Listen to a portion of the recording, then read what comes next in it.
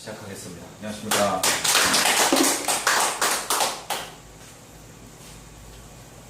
제가 30년 전에 육군 학사장교 전역 같은 날이 오늘입니다. 야, 오늘이 특별한 날이네요. 참 군복 입은 제 그 중위 계급장을 단 모습을 보시면요, 지금하고 사뭇 다릅니다. 그때는 진짜 호리호리 해가지고 제가 그래도 이 몸 가지고 전방에 철책소대장도 제가 했습니다. 자, 오늘은 저번 시간에는 일부러 그 핸드폰을 찾아보시라고 제가 8월 24일 날 일어나는 천문 현상에 대해서 제가 말씀을 드렸고요. 오늘은 2016년도 8월 달에 있었던 별점과 비교해서 제가 조금 설명을 드리도록 하겠습니다.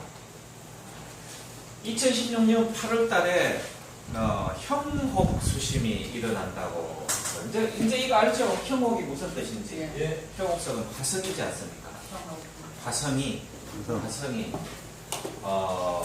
쉽게 얘기하면은 전쟁의 화신인 화성이 어떤 별에 이렇게 특별히 미치면은 이제 안 좋은 일이 벌어진다는 그런 뜻입니다. 이게 그 심수짜리, 동양별짜리 심수짜리, 이게 정갈짜리를 얘기하거든요. 그 동양별짜리 심수짜리에 화성이 갖다 붙으면은 안 좋은 일이 일어난다, 이런 뜻이에요. 그래서 2016년도에 사실은 제가 이거를 경고를 상당히 많이 했습니다.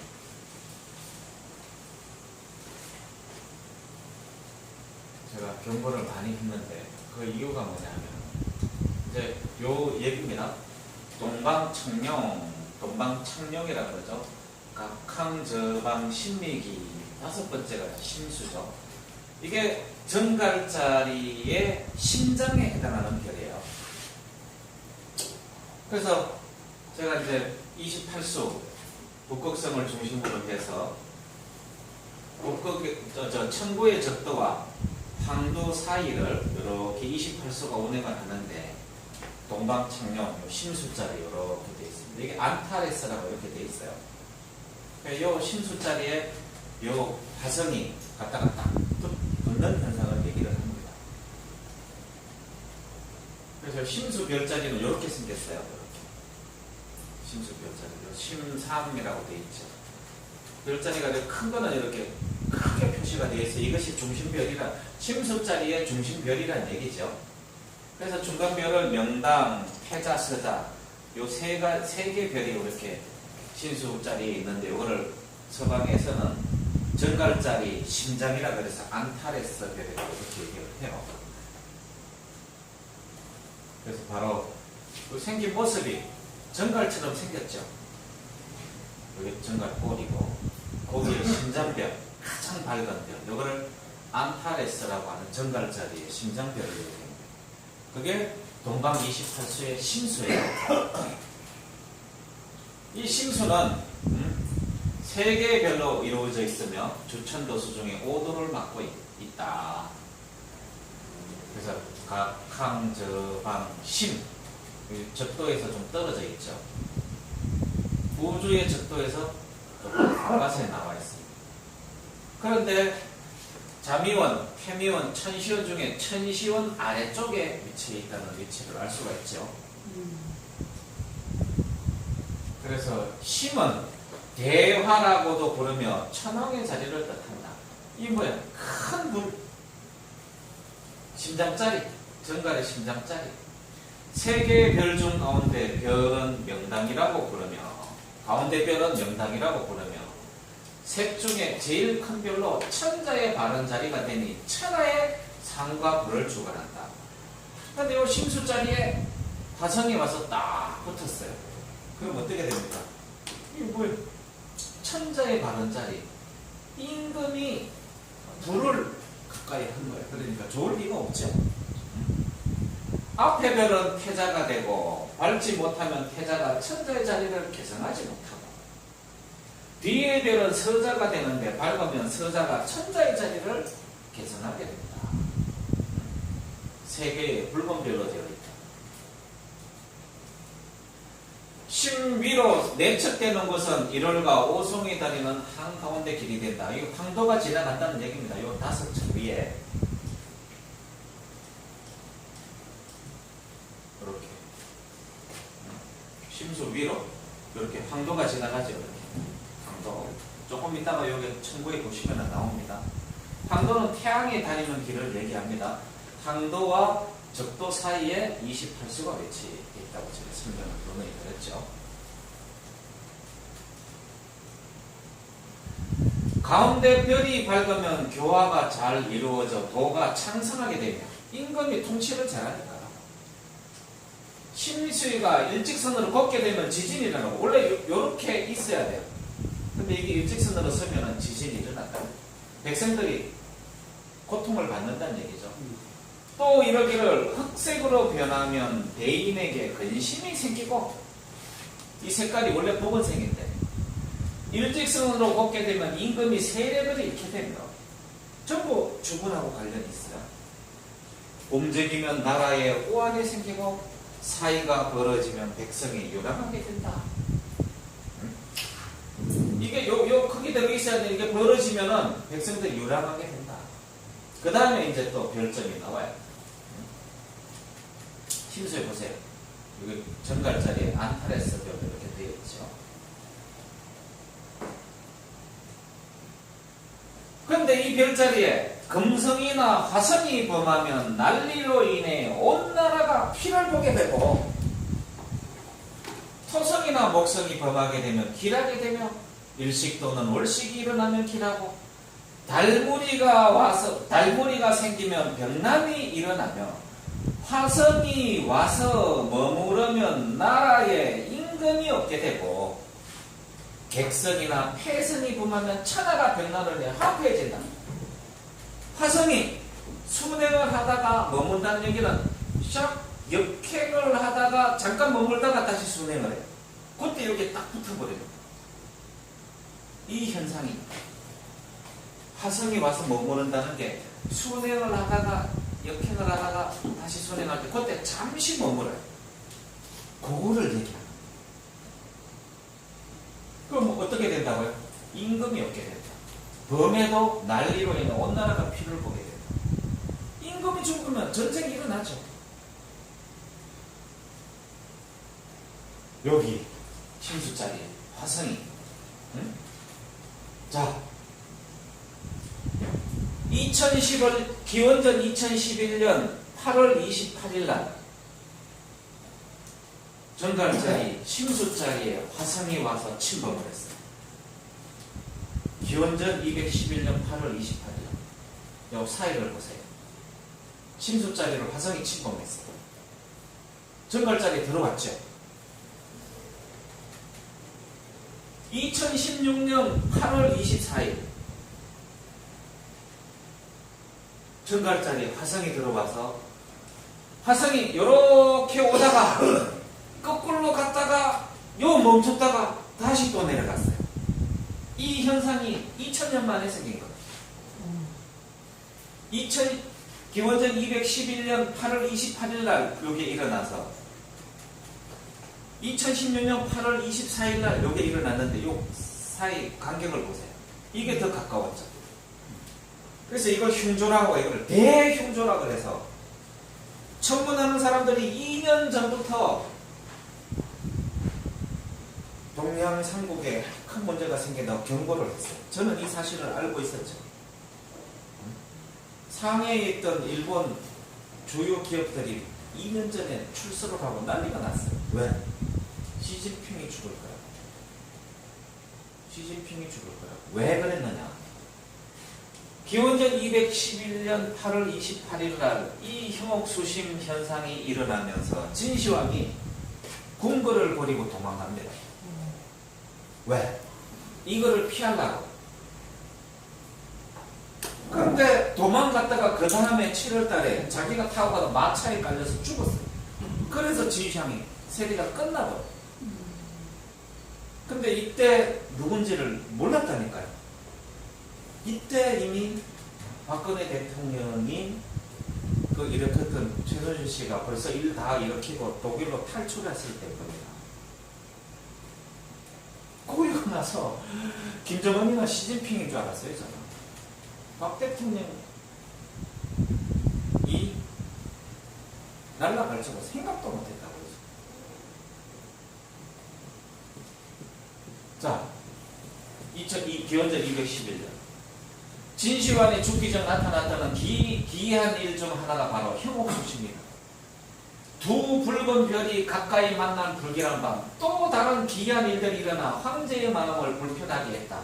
어느 날 운석이 떨어졌는데 운석에 진시황이 곧 죽을 것이며 대진 제국이 멸망한다는 글이 써져 있다는 것이다. 이 두 가지 불길한 것은 운석이 떨어졌고 형옥수심이 일어난 거예요. 그런데 뭐 이 운석은 누가 일부러 글씨를 써넣어서 뭐 조작했다는 설도 있습니다. 황제는 글을 새긴 사람이 누군지 찾았지만 나타나지 않자 운석이 떨어진 곳 주변 모든 사람을 죽였고 얼마 뒤엔 제사를 지내며 강물석에 던져 넣었던 둥그런 옥석이 나왔다. 정체를 알 수 없는 남자가 오래 조용히 죽는다며 돌을 건넨 뒤 사라졌다. 황제는 조용히 자신을 가리킨다고 생각했다. 여러 기이한 일들이 일어나자 진시황은 불안한 마음에 점을 쳤다. 이동이 길하다는 전개가 나오자 백성들을 이제시키고 자신은 전국 순행에 나섰다. 가을에 시작된 순행은 이듬해 여름까지 이어졌다. 그는 순행 중 병을 얻어 숨졌다. 형옥수시 나타난 이듬해 7월이었다. 자기 마차 밑에 갈려 죽었다고. 그러니까 하늘이 징후를 보였는데 그거를 알고 도망을 간 거예요. 그러나 우리 조선왕조실록에 우리 성군들이 얘기했던 것처럼 진짜 월대에 나가서 부복을 하고 하늘에 빌거나 자기 마음을 다시 정갈이하고 백성들의 통치를 돌보거나 했어야 되는데 그것만 피해가려고 도망을 간 거죠, 사실은. 기거만. 네. 그리고 4일 있다가 2016년 8월 28일 날 제가 저번에 한번 말씀드렸죠. 베들레헴의 별이 떴어요. 이 형옥수심이 일어나고 나서 8월 28일 날 이게 뭐냐면은 여기 보시면은 요 두 개의 별이 이렇게 겹치는 거예요. 8월 28일 날 이거를 서양에서는 목성과 금성이 이렇게 합하면은 서양에서는 굉장히 길조라고 얘기를 했어요. 저번에 한번 설명을 드렸죠. 이게 바로 동방박사 3인이 요 베들레헴의 별이 뜬 요 별자리가 가리키는 쪽에 가서 바로 말마국간에 있는 예수를 영접했다고 해서 이것이 그렇게 2000년 동안 영음시된 그 별이에요. 그런데 이 목성과 금성이 합하는 이 현상이 2016년 8월 28일 날 동시에 일어났다고. 8월 24일 날 형옥수심이 일어나고. 그게 뭡니까? 새로운 선지자가 2000년 만에 이게 분단되어 있는 땅에서 뭐 나타난다, 태어난다고 하는 그런 설이 있었어요. 그래서 제가 말씀드렸죠. 우리나라에 분단된 땅이 뭐 우리나라밖에 더 있습니까? 한반도에 제2의 예수가 선지자가 태어났다고 해서 온갖 신흥 종교의 지도자들이 그 태어난 애를 지금 찾고 있다니까요. 지금 몇 살 됐어요? 16, 17, 18, 4살 됐어요. 그래서 온 종교가 난리 나고 기독교도 난리가 났었어요. 베들레헴 별이 2000년 만에 떠서 다시 구원할 예수가 이 땅에 왔다. 예수가 왔는지 석가가 왔는지 부처가 왔는지 뭐 공자가 왔는지 모르겠죠. 근데 천문요초의 내용은 다르다고. 제가 그때도 말씀드렸지만 서양에서는 이것이 길조라 얘기하지만 행하는 자와 당하는 입장에서 보면 이것은 흉조가 될 수밖에 없어요. 금붕목입니다. 네? 금붕목입니다. 당연하죠. 그때는 핍박받던 상태에서 봤을 때는 길조가 될 수가 있겠지만 오성에 있어서 목성이 토성과 합하면 내란이 발생하고 기변이 온다. 수성과 합하면 반란을 모의하고 기존의 일을 변경한다. 화성이 합하면 기근이 들고 감옥이 된다. 금성이 합하면 40사람이 죽어서 상복 입은 사람이 많게 되고 합했다가 다투면 나라에 내란이 일어나고 야전에서는 군사들이 패배하며 홍수가 발생한다. 이게 뭡니까? 사람이 많이 죽어서 상복 입은 사람이 많게 된다. 길조가 아니죠. 실제로 이 베들레헴의 별이 일어나고 어떻게 됐습니까? 수많은 애들이 다 잡혀 죽었죠. 몰살을 당했지 않습니까? 그 동양에서는 이게 길조가 아니라 10,000년 동안, 12,000년 동안 부도의 역사를 지키고 온 마고의 후손들이 여기에 있지 않습니까? 그게 다 사회에 퍼진 마고의 백성들을 교육하고 마고의 역사를 복원시켜서 전파해 줘야 할 한부와 권사들 이 땅에 다 들어오고 그분들이 다 지도자예요. 그래서 한반도 만주가 그렇게 중요하다고 제가 설명을 드리는 겁니다. 8월 24일 날 화성과 금성이 조우를 합니다. 저번 시간에 제가 핸드폰으로 검색해 보시라고 정확히 이렇게 조우를 탁 해요. 천문요초 태백성 금성편에 금성이 형옥성을 화성을 범하면 태자가 불안하게 되고 영토를 잃게 된다. 화성 형옥성 편에 태백성과 서로 범하면 임금이 죽고 병난이 일어난다. 남방주작 성수 자리를 지나면서 크로스가 되는데 그러면 이거와 도대체 2016년도에 일어났던 이 형옥수신 이거와 도대체 우리나라 한반도에 어떠한 영향을 미칠 것인가? 8월 24일 이거를 섣불리 봐서는 안 된다. 2016년 8월 24일 경고 날짜도 같죠. 8월 24일 형옥수심을 저는 2년 전부터 경고를 했어요. 그게 중국인 줄 알았어. 왜? 시진핑도 사실은 서한 사람이거든. 진시황도 서한에서 탈출했다가 죽었잖아. 근데 그게 한반도로 왔다는 거예요. 그러니까 이것은 동양상국에서 보이는 별자리이기 때문에 동양상국이 다 피처할 수가 없어요. 아베가 저짓거리 하는 것도 저것들이 진짜 누구 예언 맞다나 뭐 국가 간의 분쟁을 제가 조장하는 건 아닙니다. 저 선도가 그냥 바닷속으로 기어 들어가려고 작정을 하고 부도의 나라에다가 칼을 대는 건지 요즘 막 그냥 요즘 그래서 화가 좀 제가 좀 많이 납니다. 그 한말 상황과 어쩌면 이렇게 똑같고 그 다음에 지금 뭐 반일 하면은 백성들은 금방 이렇게 흥분을 해서 하지만 사실 실리를 따져야 되거든요. 아쉬운 상황이기도 합니다. 자, 형옥수신과 8월 24일 날 천문 현상에 대해서 제가 비교해서 설명을 드렸으니까 그러니까 사실은 이것은 징후입니다. 징후. 경고예요. 사전 경고예요. 제가 핸드폰에다가 오늘 카톡방에 제가 우리 카톡방에다가 자료를 하나 올렸죠. 읽어보셨습니까? 네.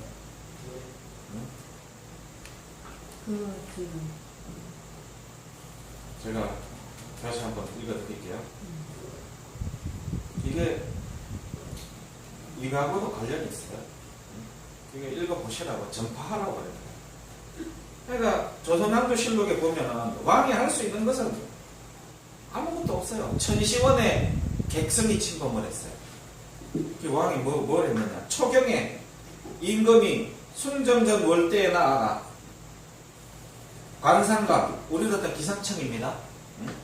문광도와 안국빈에게 입시하라 면하고 성변을 관측하라 했다. 성변이 뭡니까? 천시원에 갔다 객성이 확 침범을 한 거야.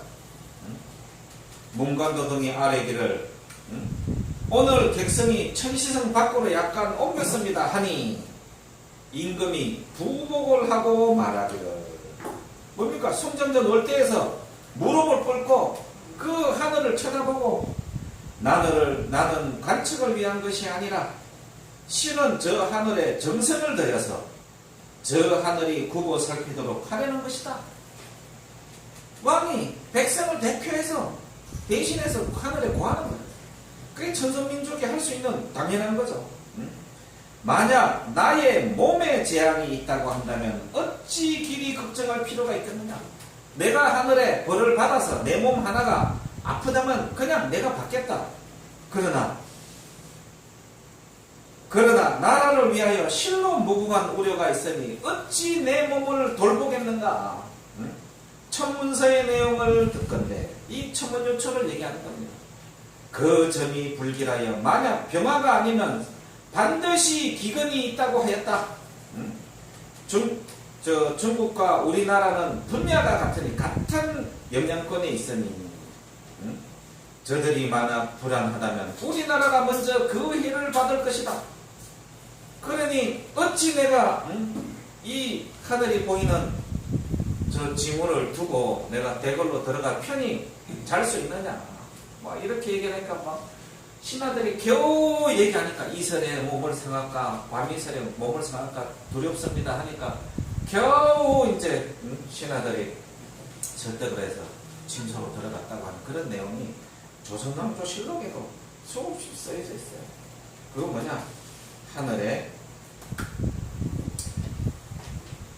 하늘 민족의 백성을 대표하는 대표자가 하늘의 얘기를 하면 들어준다고.